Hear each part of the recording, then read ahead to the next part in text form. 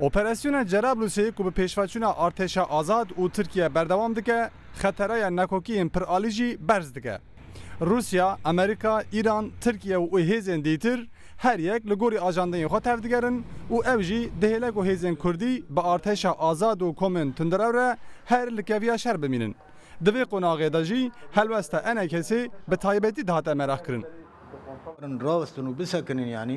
دبي ام دعوه بكن يعني حمو هزي سوري دركفن يعني ملتي سوري سر قدروي بتركينن يعني ملتي سوري دعوه ازاديت كي دعوه غيراندنا كيت كي روسي بي غير روسي بي شي وقت ايوان بن ايران بي حزب الله بي دبي ام دعوه بكن وام امدنا كو دعوه بكن كو همو هزی سوری خوبکشین درکفن yani.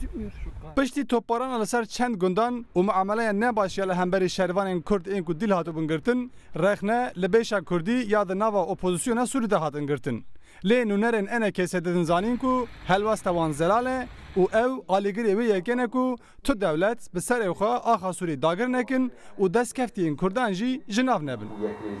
باوریه مده هنک برجواندین سرکه ترکیه هنه لوی هرمه ده یک و چاوانه بکاری پیشیا گریدان هرمین کردی به بسکنه دو و چاوانه بکاری دیجی او نکوکین خویل هندری ترکیه ده و چاو بکاری سر خاکا سوری چاره سر که مترسیه ما جوی دربازبونه ها مترسیه ماش کارد به ایرول هندری جرابلس و هرمین در دوراوی ده هنه Enekese dubare radigîne ku tekane çareserî, avakirina herêmeke tampon ya ji bo aware û koçberan e û divê hemû biryarên di derbarê dahatiya Sûrî de jî bi hemahengiyeke pir alî bên girtin. Banga wana ji bo Tirkiye jî ew e ku Tirkiye beriya ku meseleya Kurdî li ser axa Sûrî çareser bike, divê ya li Bakurê Kurdistanê çareser bike.